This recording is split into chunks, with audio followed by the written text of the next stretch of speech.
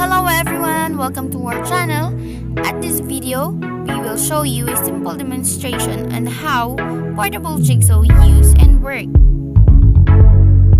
First and foremost, never forget to put a pocket hole for starting process.